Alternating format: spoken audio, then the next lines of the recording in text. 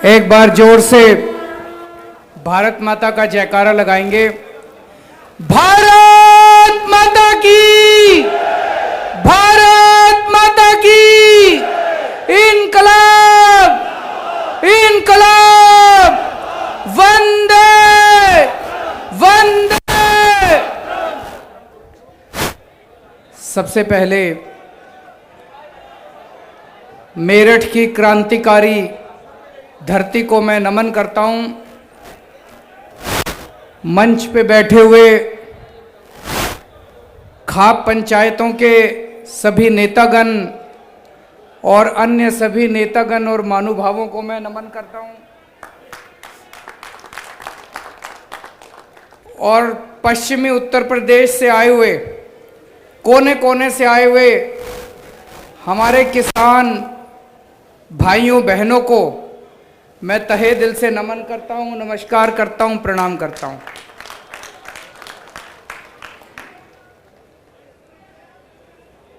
दोस्तों, आज अपने देश का किसान बहुत ज्यादा पीड़ा में है। आज हमारे देश का किसान बहुत ज्यादा दुखी है। 3 महीने से ज्यादा हो गए, 95 दिन हो गए। 95 दिनों से कड़कती ठंड में, पिछले 95 दिनों से दिल्ली के बॉर्डर के ऊपर हमारे किसान भाई अपने परिवार, अपने बच्चों, छोटे छोटे बच्चों के साथ धरने पे बैठा हुआ है। किसी को मजा नहीं आता ऐसे धरना करने में, किसी को मजा नहीं आता इतनी ठंड के अंदर अपने शरीर को गलाने में। 250 से ज्यादा किसान भाइयों की शहादत हो चुकी है। छोटी बात नहीं है, 250 लोग शहीद हो चुके हैं पिछले 3 महीने के अंदर। लेकिन सरकार की जूं नहीं रेंग रही। दोस्तों, पिछले 70 साल में इस देश के किसान ने केवल और केवल धोखा देखा है। सबने धोखा दिया अपने किसान, सारी पार्टियों ने, सारी सरकारों ने। 70 साल में कई सरकारें आई। 70 साल में इस देश के लोगों ने लगभग हर पार्टी को सरकार बनाने का मौका दिया। लेकिन सभी पार्टियों की सरकारों ने धोखा दिया किसानों को। किसान कहता है, किसान क्या मांग रहा है पिछले 70 साल से? वो कहता है जी मेरी फसल का सही दाम दे दो। यही तो मांग रहा है भाई साहब, मेरी फसल का सही दाम दे दो। 70 साल हो गए मांगते मांगते। और सारी पार्टियों के घोषणा पत्र उठा के देख लो, 70 साल में इतने चुनाव हो लिए, राष्ट्रीय स्तर पे हो लिए, राज्य स्तर पे हो लिए। हर पार्टी के घोषणा पत्र में लिखा होगा हमारी सरकार बना दो, हम तुमको सही दाम देंगे। सारी पार्टियां कहती है, चुनाव के पहले सारी पार्टियां कहती है जी हम आपको फसलों के सही दाम देंगे। एक पार्टी की सरकार ने आज तक नहीं दिए। अगर आज फसलों के सही दाम मिल जाते, हमारा देश का किसान आत्महत्या नहीं करता, हमारे देश के किसान को लोन नहीं लेना पड़ता। आज हमारे देश का किसान कहता है हमारा लोन माफ कर दो। सारी पार्टियां चुनाव के पहले कहती है हमको वोट दे दो, हम तुम्हारा लोन माफ कर देंगे। हर पार्टी चुनाव के पहले कहती है, और किसी पार्टी ने नहीं करा। जीतने के बाद कहते हैं पैसा नहीं है, जीतने के बाद कहते हैं पैसा नहीं है। पिछले 25 साल में 3.5 लाख किसान आत्महत्या कर चुके हैं। ये कोई छोटी बात नहीं है, 3.5 लाख किसान आत्महत्या कर चुके हैं। हर चुनाव के पहले पार्टियां कहती हैं तुम्हारे बच्चों को नौकरियां देंगे। किसी पार्टी ने नौकरी नहीं दी, किसी सरकार ने नौकरी नहीं दी। तो मैं सोच रहा था, अब ये किसान जो है बॉर्डर के ऊपर बैठे हुए हैं, बॉर्डर के ऊपर क्यों बैठे हैं? इतनी ठंड क्यों बर्दाश्त कर रहे हैं? अपना शरीर क्यों गला रहे हैं? अपनी शहादत क्यों दे रहे हैं? जिंदगी क्यों दे रहे हैं? क्योंकि अब जिंदगी और मौत की लड़ाई आ गई है। ये जो 3 कानून केंद्र सरकार ने बनाए हैं, ये किसानों के डेथ वारंट हैं, ये मौत के वारंट हैं। ये तीनों कानून लागू होने के बाद किसानों की जो बची खुची खेती है वो केंद्र सरकार उठा के अपने 3-4 बड़े बड़े पूंजीपति साथियों के हाथों में सौंपना चाहती है। सबकी खेती चली जाएगी, सबकी खेती उन पूंजीपतियों के हाथ में चली जाएगी। और जो किसान आज अपने खेत के अंदर हल जोतता है और अब किसान किसानी करता है, वो किसान अपने खेत में मजदूर बनने के लिए मजबूर हो जाएगा। हर किसान मजदूर बन जाएगा अपने अपने खेत के अंदर। आज जो किसान मालिक है अपने खेत का, इसलिए किसान अपनी खेती बचाने के लिए जो बची कुची खेती है, ये डू और डाई का लड़ाई है, मर करो या मरो की लड़ाई है। इसलिए किसान आज बॉर्डर के ऊपर बैठा अपने शरीर को गला रहा है और अपनी शहादत दे रहा है। 2014 के चुनाव में भारतीय जनता पार्टी जब चुनाव लड़ी थी 2014 में, इन्होंने अपने घोषणा पत्र में डाला था, याद होगा आप सबको, इन्होंने घोषणा पत्र में कहा था हम स्वामीनाथन रिपोर्ट लागू करेंगे। कहा था कि नहीं कहा था इन्होंने? बीजेपी वालों ने हर भाषण में इन्होंने जा जाके, प्रधानमंत्री जी ने भी पूरे देश के अंदर कहा था स्वामीनाथन रिपोर्ट लागू करेंगे। जो फसल का लागत है उसके ऊपर 50% हम आपको प्रॉफिट देंगे, एमएसपी उसके हिसाब से लागू करेंगे। अपने किसान बेचारे भोले वाले हैं, सारों ने जम के वोट दे दिया इनको। लोगों को लगा अब क्रांति आने वाली है और इनकी सरकार बन गई, भारी बहुमत से सरकार बन गई। भाई साहब, सरकार बनने के 3 साल के अंदर इसी केंद्र की भाजपा सरकार ने सुप्रीम कोर्ट में एफिडेविट दायर किया है। एफिडेविट में इन्होंने सुप्रीम कोर्ट में लिखा है, भारतीय जनता पार्टी की सरकार ने सुप्रीम कोर्ट में एफिडेविट में लिखा है कि एमएसपी नहीं देंगे। बताओ जी, पता होगा आप लोगों को? आज मैं लाना भूल गया, आपको दिखा देता।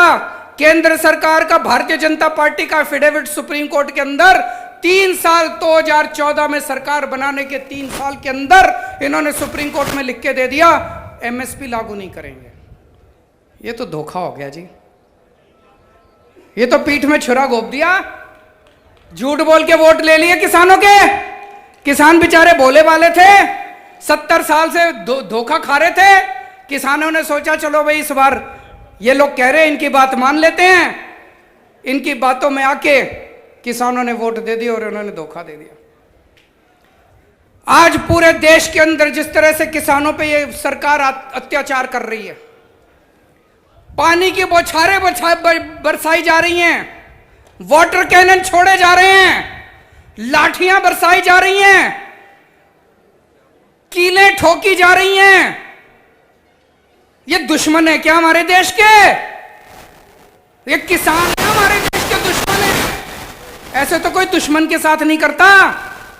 ऐसे तो अंग्रेजों ने नहीं करा था हमारे किसानों के साथ। जब अंग्रेज थे, अंग्रेजों ने भी इतने जुल्म नहीं करे थे। उठा के देख लो इतिहास, इतिहास के अंदर जब अंग्रेज आते थे अपना वसूल करने के लिए अपना लगान, ऐसे इतने अत्याचार तो उन्होंने अंग्रेजों ने नहीं करे थे। कीले ठोकने का काम तो अंग्रेजों ने नहीं करा था, तुमने तो अंग्रेजों को भी पीछे छोड़ दिया। और अब ये हमारे किसानों पे झूठे मुकदमे कर रहे हैं। ये लाल किले का पूरा कांड इन्होंने खुद कराया कि नहीं कराया है?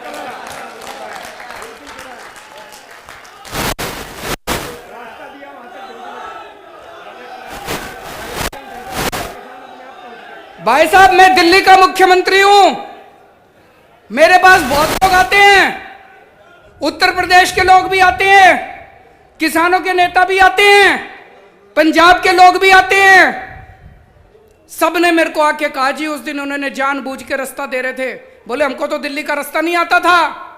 वो खड़े थे और कह रहे थे इधर से जाओ, इधर से जाओ, इधर से जाओ, जानबूझ के उधर भेज रहे थे।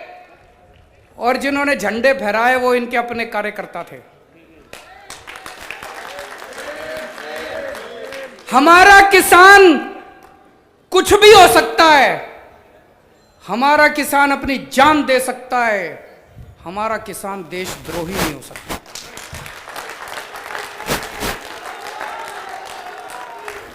आज ये भारतीय जनता पार्टी की केंद्र सरकार हमारे किसानों पे देशद्रोह के मुकदमे चला रही है। इतनी हिम्मत तो अंग्रेजों ने नहीं करी थी। अंग्रेजों ने हमारे किसानों पे देशद्रोह के मुकदमे नहीं चलाए थे। तुम हमारे किसानों पे देशद्रोह के मुकदमे चला रहे हो। हमारे किसानों को आतंकवादी बोलते हैं। मैं आपसे पूछना चाहता हूं, तुम सारे आतंकवादी हो? पूछना चाहता हूं, आतंकवादी हो तुम सारे?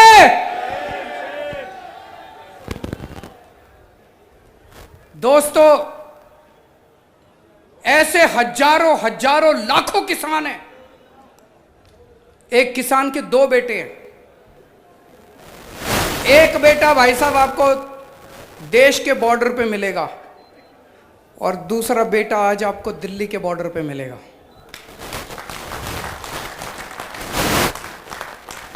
एक बेटा किसान है, दूसरा बेटा जवान है। आज जब हमारे देश के बॉर्डर के ऊपर खड़ा हुआ सैनिक देखता है कि ये भारतीय जनता पार्टी वाले और उनकी केंद्र सरकार दिल्ली के बॉर्डर पे बैठे हुए मेरे भाई को और मेरे बाप को आतंकवादी बोल रही है, तो दोस्तों सोच सकते हो उसके सीने पे कितना उसको दुख होता होगा।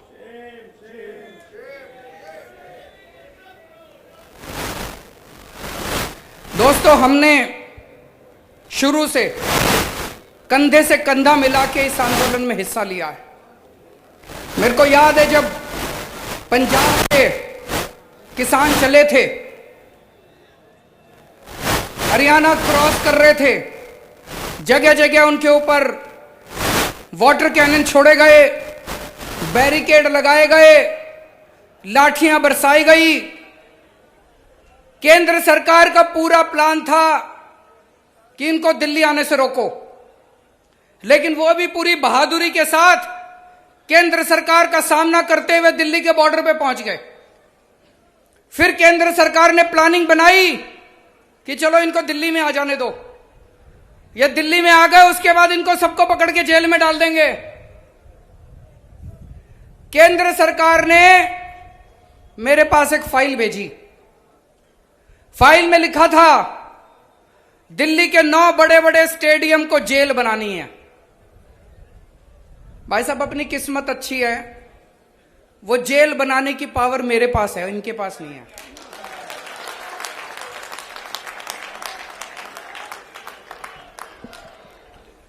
इनको फाइल मेरे पास भेजनी पड़ी, तो इन्होंने फाइल मेरे पास भेजी और उसके भाई साहब जितने फोन पे फोन आने लगे कि ये फाइल क्लियर कर दो।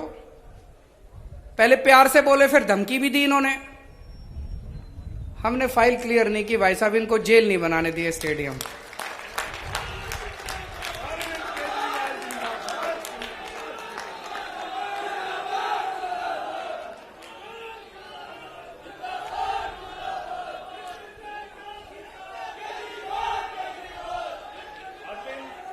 उस टाइम अगर हम ये जेल बन जाने देते स्टेडियम, ये सबको उठा के जेल में डाल देते और जेल में पड़े रहते सारे जने। मेरे को याद है, मैं अन्ना आंदोलन में, जब हम अन्ना आंदोलन में हुआ करते थे तो कांग्रेस ने भी ये सारे स्टेडियम जेल बनाए थे। मैं भी कई दिन इन स्टेडियम में जेल में रह चुका हूं। मेरे को पता था अगर सारे किसानों को उठा के इन्होंने स्टेडियम में डाल दिया, सारा आंदोलन टाई फिस हो जाएगा, सारा आंदोलन खत्म। हम अरविंद केजरीवाल, किसान एकता, किसान एकता।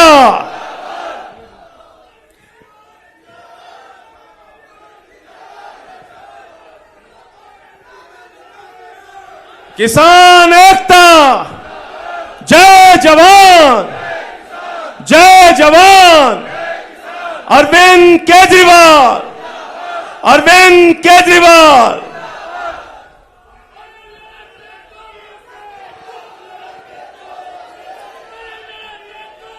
तो दोस्तों, इनको हमने जेल नहीं बनाने दिया। और जब से किसान दिल्ली के बॉर्डर पे आके बैठे हैं। हमारी सरकार की तरफ से, हमारी पार्टी की तरफ से तन मन धन से हम उनकी पूरी सेवा कर रहे हैं।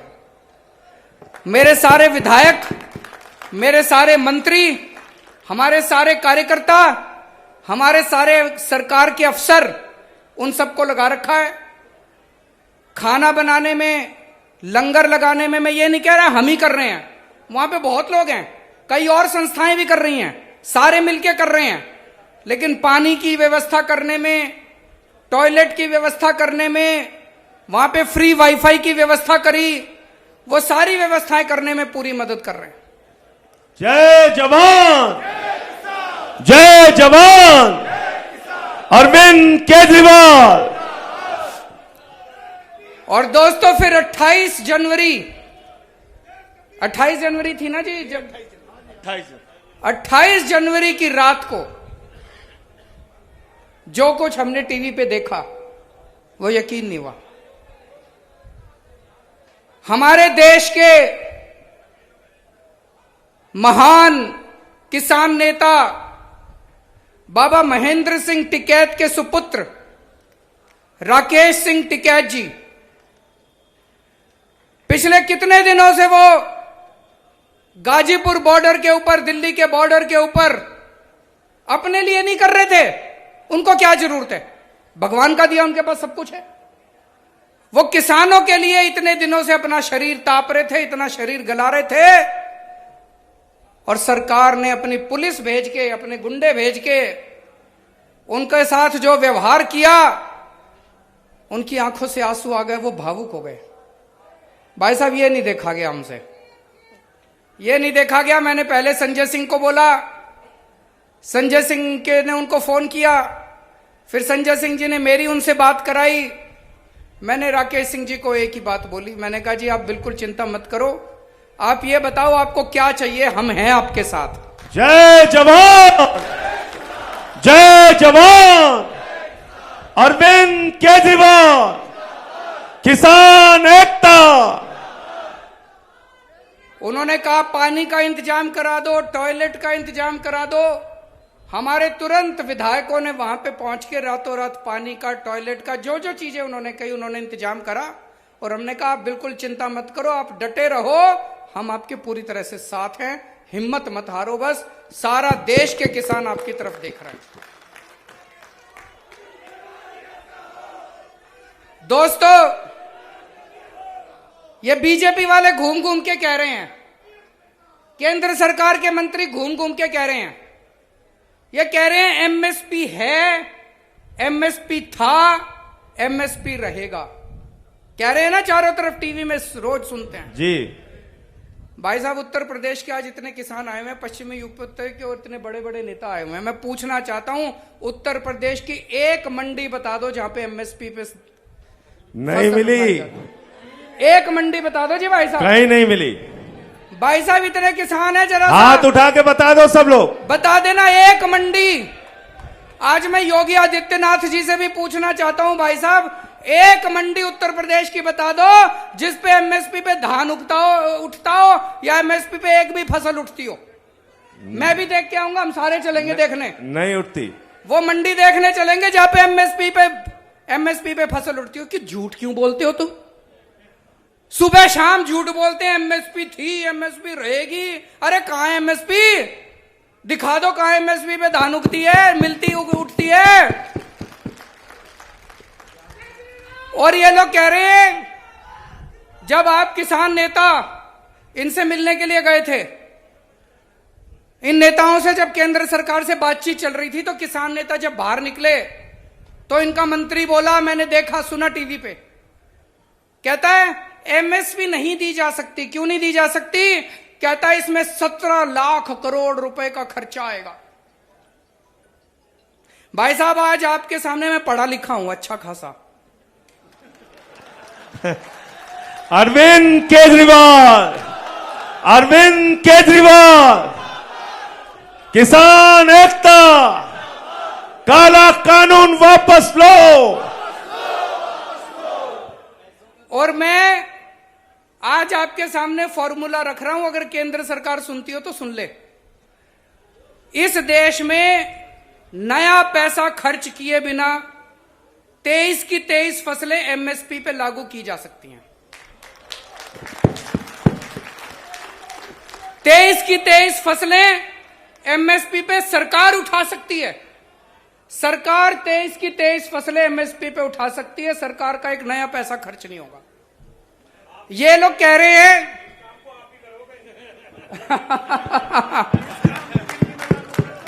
कुलदीप जी कह रहे हैं केजरीवाल जी इस काम को करेंगे। जोरदार तालियां बजा दीजिए पीछे तक खड़े होकर जो समर्थन करते हैं इस बात का, पीछे तक। बहुत बढ़िया। ये माइक दे दो, माइक दे दो। मैं एक बात और कह रहा हूं माननीय मुख्यमंत्री जी से। पहला निमंत्रण अन्ना जी का आया, दूसरा राहुल गांधी जी का आया, तीसरा दिल्ली के सीएम का आया। मुझे एडवांस में प्रधानमंत्री का भी निमंत्रण आज दे के जाओ आप।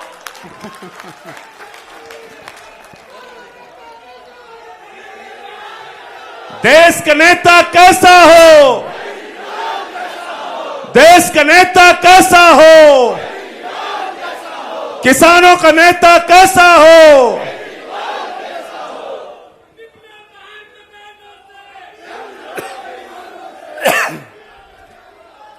तो दोस्तों, आज मैं आपको फॉर्मूला बता रहा हूं और मेरे किसान नेताओं से सबसे हाथ जोड़ के अपील है कि अगली बार जब इनसे मीटिंग करने जाओ तो यह फॉर्मूला उनको बता देना कि एमएसपी कैसे लागू हो सकती है। ये कहते हैं 17 लाख करोड़ रुपए लगेंगे। भाई साहब, 17 लाख करोड़ रुपए किसान फ्री में नहीं मांग रहा। बदले में किसान आपको फसल देगा, बदले में किसान आपको गेहूं देगा, बदले में किसान आपको धान देगा, बदले में किसान आपको मक्की देगा, बदले में किसान आपको बाजरा देगा, बदले में किसान आपको अपनी फसल देगा। तो केंद्र सरकार फसल के बदले में एमएसपी के ऊपर किसान को 17 लाख करोड़ रुपए देगी और सरकार के पास 17 लाख करोड़ की फसल आएगी। सरकार उस 17 लाख करोड़ की फसल को मार्केट में बेचेगी, तो बेच के पैसा तो आएगा सरकार के पास। वो जो पैसा आएगा, हो सकता है एक साल में, किसी साल में 17 लाख करोड़ के 18 लाख करोड़ भी आ जाए, 1 लाख करोड़ का मुनाफा हो जाए।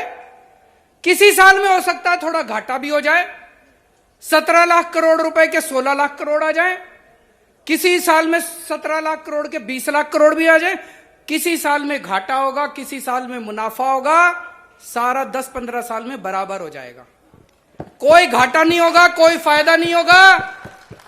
10-15 साल में सारा बराबर हो जाएगा। लेकिन फिर भी मान लो 1.5 लाख करोड़ का सरकार को घाटा हो भी गया, हमारे देश के करोड़ों करोड़ों किसानों के परिवारों को खुश रखने के लिए, हमारे देश के करोड़ों करोड़ों किसानों की खुशहाली के लिए अगर 1.5 लाख करोड़ रुपए खर्च हो गए तो सरकार कोई गरीब नहीं हो रही उससे। किसान एकता, जय जवान, अरविंद केजरीवाल। दोस्तों, एक आंकड़ा है कि पिछले कुछ सालों में केंद्र सरकार ने अपने पूंजीपति साथियों के 8 लाख करोड़ रुपए का ऋण माफ कर दिया, लोन माफ कर दिया 8 लाख करोड़ का।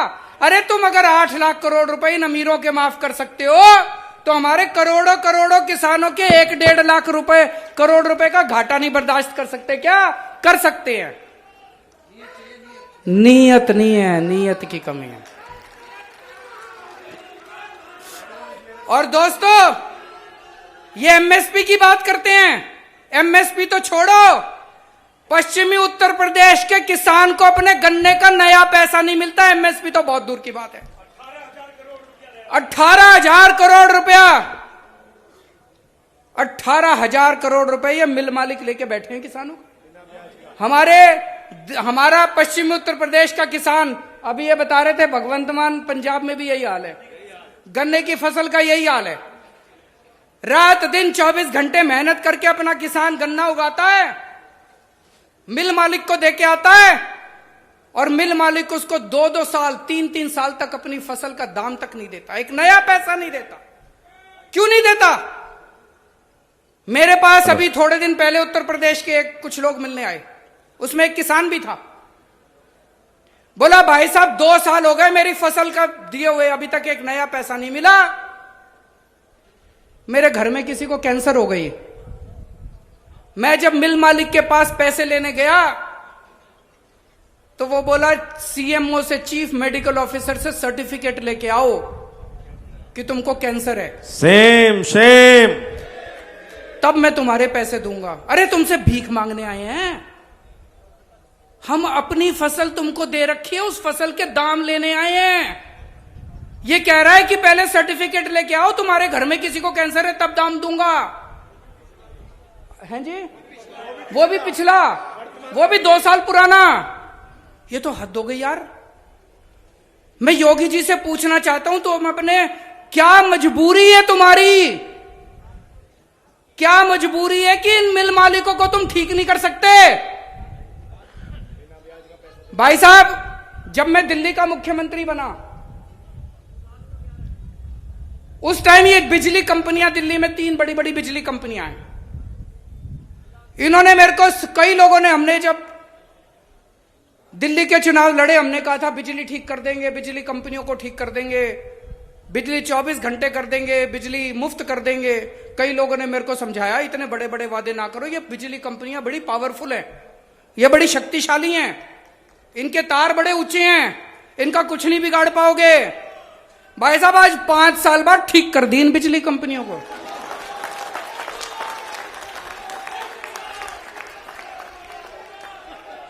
ये चूं नहीं करती।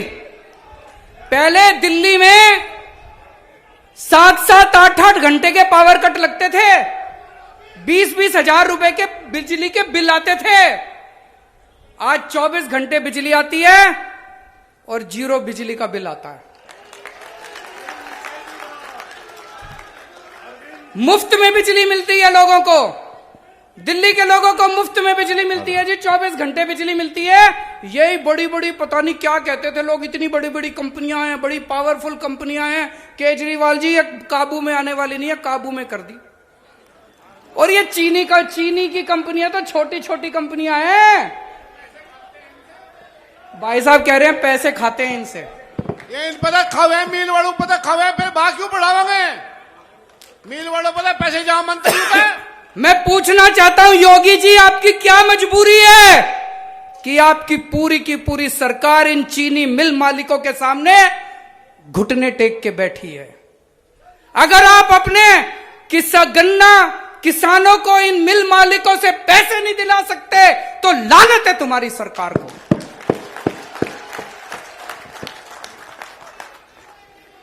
दोस्तों, दिल्ली वालों ने,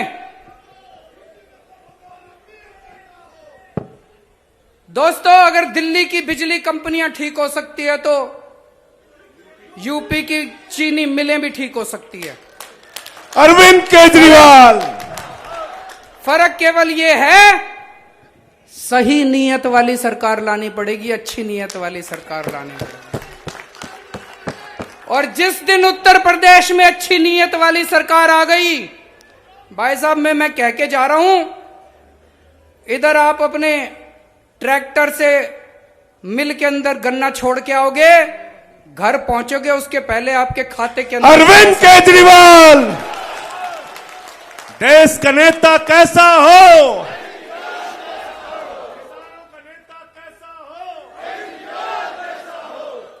और ये गारंटी है, ये हो सकता है कि आप अपने गन्ने को छोड़ के आओगे मिल के अंदर, घर पहुंचोगे उसके पहले आपके खाते के अंदर पैसा आ जाएगा। बात केवल नीयत की है भाई साहब। आज सोच के देखो, 5 साल से 6 साल से दिल्ली में इन बिजली कंपनियों को मैंने रेट नहीं बढ़ाने दिए, बिजली फ्री कर दी। आज अगर मैं इन बिजली कंपनियों को बुला के शाम को कहूं कि भाई 6 साल हो गए, महंगाई बहुत बढ़ गई, चलो कोई बात नहीं 50 पैसे यूनिट बिजली बढ़ा लो, मान लो मैं कह दूं इनको, भाई साहब कल शाम तक ये मेरे घर में 200 करोड़ रुपए छोड़ जाएंगे कि नहीं छोड़ जाएंगे? कहेंगे जी पार्टी फंड में ले लो, पार्टी फंड दे जाएंगे 200 करोड़ रुपए में 50 यूनिट बिजली बढ़ा दूं तो। हाँ जी सुनाओ जी। गैस सिलेंडर भाई साहब बता रहे हैं, डीजल पेट्रोल गैस सिलेंडर क्यों महंगे हो रहे हैं? क्यों महंगे हो रहे हैं?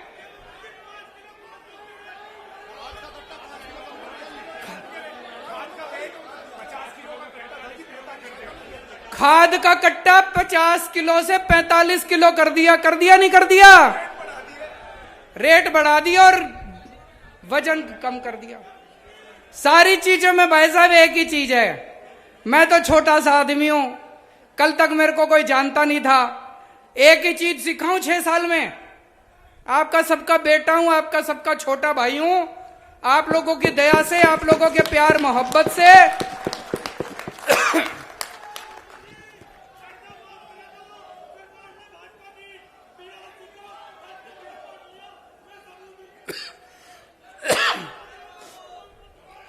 अभी मैं अंदर जब से सरकार में गया हूं पिछले 6 साल से, मैंने एक ही चीज सीखी है भाई साहब, सरकार में पैसे की कमी नहीं है, नीयत की कमी है। नीयत। अरविंद केजरीवाल, अरविंद केजरीवाल देश का नेता कैसा हो?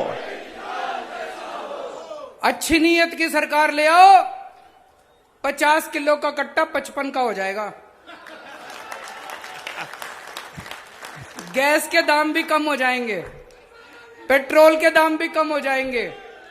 और ये जो पश्चिमी उत्तर प्रदेश के, पूरे उत्तर प्रदेश में इन्होंने ट्यूबवेल के 25,000 रुपए लेने चालू कर दिए। 25,000 बिजली बताओ का तुम, किसानों से बिजली के 25,000 रुपए लेके गांवों में मीटर लगा दिए। दिल्ली के अंदर भाई साहब 75% जनता की बिजली मुफ्त है। दिल्ली के अंदर 75%। अरविंद केजरीवाल, अरविंद केजरीवाल तो किसान एकता। तो अच्छी नीयत वाली सरकार ले आओ, जैसे दिल्ली वालों ने अच्छी नीयत वाली सरकार करी थी। दिल्ली में जैसे बिजली मुफ्त हो गई, यहां पे ट्यूबवेल नहीं, घर की बिजली भी मुफ्त कर देंगे।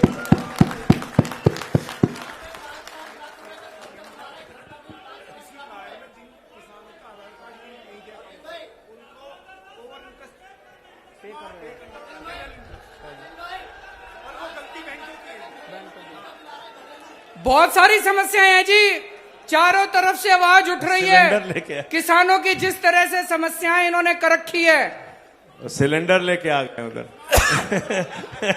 वो भाई साहब सिलेंडर ले आए गैस का।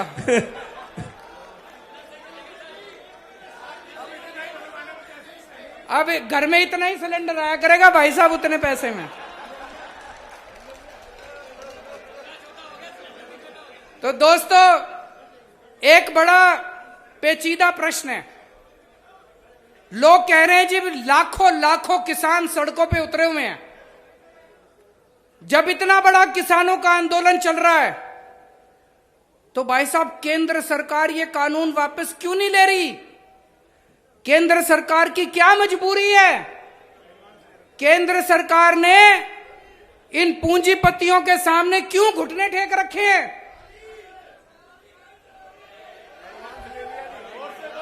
वो कह रहे हैं भाई साहब एडवांस ले रखा है इन्होंने, बयाना ले रखा है इन्होंने, बयाना उठा रखा है इन्होंने।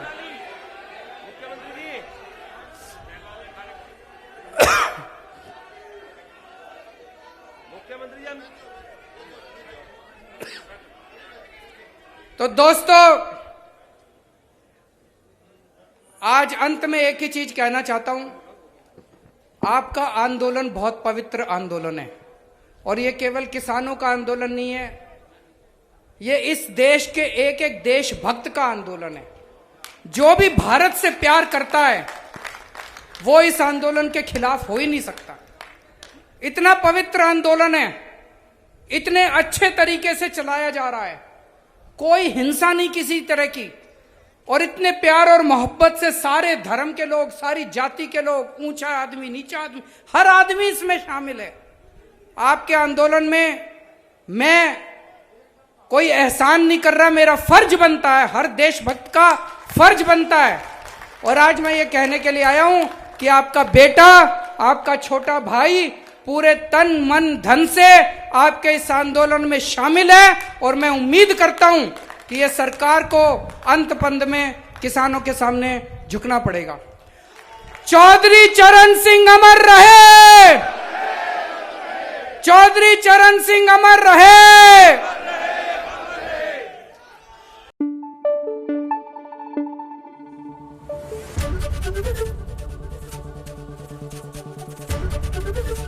एबीपी गंगा, खबर आपकी, जुबान आपकी।